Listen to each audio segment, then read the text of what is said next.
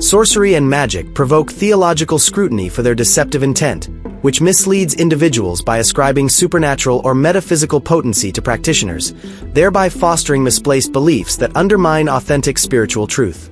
The central issue is not the mechanics of these practices, whether they involve artifice or otherworldly forces, but the motives driving them, claiming transcendent power to gain influence or validation. Ancient moral codes valuing truthfulness, such as those prohibiting false testimony, affirm integrity as a cornerstone of spiritual and communal life, and sorcery's false assertions breach this principle, creating a spiritual falsehood that challenges divine authority. Practitioners exploit human credulity, presenting themselves as conduits of divine power, a deception rooted in ambition rather than genuine ability.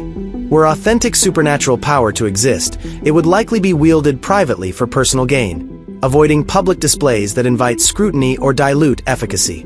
In ancient societies, sorcery was a calculated assertion of spiritual authority through rituals, incantations, or psychological manipulation, aimed at convincing audiences of the practitioner's divine status.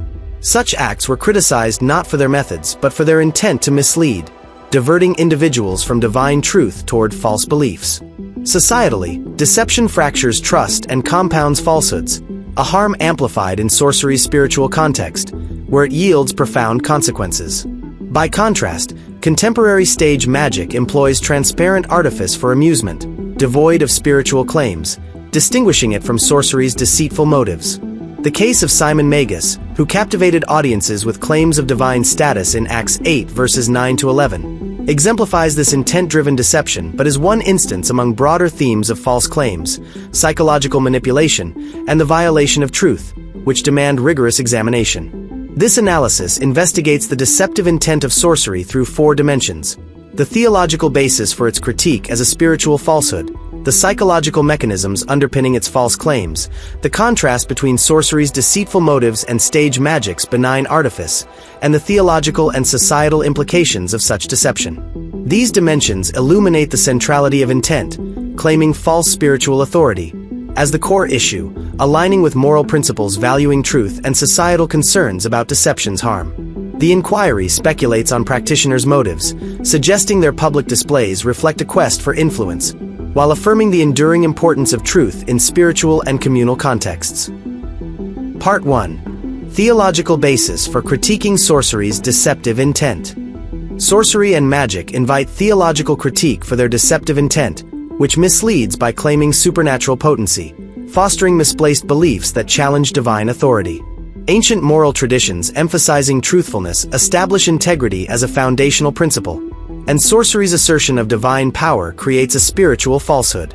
Historical accounts critique practices like divination or spiritual rituals for promoting false beliefs through claims of transcendent authority. Practitioners asserting divine acts or spiritual insight mislead audiences into trusting illicit sources, underscoring the spiritual risks of their motives. Theologically, sorcery's intent to claim spiritual authority independently undermines divine order. The critique centers on the motive to deceive, not the reality of the power claimed.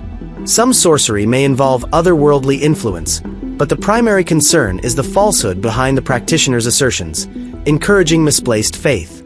Simon Magus, who claimed divine status through sorcery, illustrates this motive-driven deceit, though he represents one instance among many.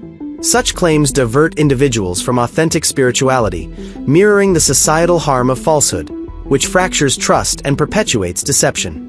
Practitioners exploit human credulity, not possessing authentic power. Their false assertions create spiritual confusion, breaching truthfulness. Societally, deception undermines communal bonds, paralleling sorcery's spiritual harm. Were authentic supernatural power to exist, it would likely be exercised privately to avoid scrutiny, not showcased for influence. The critique of sorcery focuses on its intent to mislead through false claims, distorting truth and estranging individuals from divine understanding.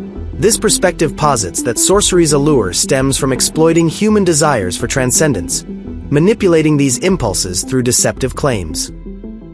Part 2. Psychological mechanisms of sorcery's false claims. Sorcery's problematic nature arises from its psychological manipulation to support false claims of supernatural potency, exploiting human behavior to deceive. Practitioners use charismatic oratory, dramatic performances, and emotional cues to evoke awe or trust, convincing audiences of their divine authority. This psychological influence is criticized when used to assert spiritual power, as it fosters misplaced beliefs and false worship. The motive to deceive through such claims breaches the principle of truth, creating a spiritual falsehood. Psychological tactics in sorcery include persuasion, suggestion, and theatrical displays, leveraging human tendencies to admire authoritative figures. Claims of divine acts or spiritual insight mislead observers, fostering an illusion of transcendent power. Modern parallels, such as charlatans using psychological techniques to appear supernatural, employ similar strategies. The critique focuses on the intent behind these claims, not the psychological methods. Simon Magus's Sorcery, which captivated audiences, exemplifies this approach among other instances. Claimants of supernatural power are often attention seekers, exploiting psychological vulnerabilities rather than possessing genuine abilities. Authentic power, if it existed, would likely be wielded privately to maximize benefit, not displayed publicly, as such acts invite scrutiny. Societally, deception erodes trust and compounds harm, mirroring sorcery's spiritual falsehoods. Oratory, a related form of influence, is criticized only when used to assert false spiritual claims. Stage magic, employing similar psychological tactics, remains distinct because it transparently entertains, avoiding critique. This inquiry posits that sorcery's psychological allure exploits human yearnings for meaning, manipulating these desires through false claims to foster misplaced beliefs. Part 3. Sorcery's deceitful motives versus stage magic's benign artifice. The distinction between sorcery and contemporary stage magic lies in their intent and effect. Sorcery deceives by claiming supernatural potency, fostering misplaced beliefs that challenge divine authority, whereas stage magic employs transparent artifice for amusement, avoiding spiritual concerns. Sorcery's false claims of spiritual authority create a falsehood, while stage magic's transparent illusion is morally neutral. Sorcery asserts acts as supernatural, whether through artifice or otherworldly influence, misleading individuals into false beliefs. Examples include claims of divine acts or spiritual insight. Simon Magus, who asserted divine status, exemplifies this deceit, though he is one among many. These claims are criticized for promoting false beliefs, breaching truthfulness. Stage magic, developed in the 18th to 19th centuries by figures like Jean Robert Houdin, uses sleight of hand and misdirection, with audiences aware of the illusion. This transparency eliminates the deceptive intent, aligning with societal acceptance of consensual performance. Ancient sorcery was tied to spiritual objectives, not amusement. Claimants of authentic magic are often deceivers seeking validation, as genuine supernatural power would likely be wielded discreetly to avoid scrutiny. Public displays suggest a pursuit of influence, reinforcing their critique as spiritual falsehoods. Stage magic's consensual artifice avoids this issue, as it entertains without spiritual harm, distinguishing it from sorcery's deceitful motives. This contrast suggests that sorcery's false claims exploit human credulity to assert authority, while stage magic's transparency upholds ethical performance. Part 4. Theological and societal implications of deceptive intent. The critique of sorcery reflects theological and societal concerns about the harm of deceptive intent. Theologically, sorcery's motive to mislead distorts truth, fostering misplaced beliefs and challenges to divine authority. Societally, deception erodes trust and perpetuates harm, mirroring sorcery's spiritual damage. Practitioners are deceivers exploiting human credulity, and authentic supernatural power would likely be wielded privately, not publicly displayed. Theologically, sorcery's false claims of spiritual authority lead individuals to trust in illicit powers. Examples include claims of divine acts or spiritual insight, misleading audiences into false beliefs. The emphasis on truthfulness underscores integrity's importance. Some sorcery may involve otherworldly influence, but the primary concern is the deceptive intent behind the claims. Simon Magus's deception serves as a reference, but the broader issue is spiritual harm. Societally, falsehoods fracture trust and precipitate further deception, paralleling sorcery's spiritual damage. Claimants of supernatural power seek validation through false assertions, as authentic power would avoid public scrutiny.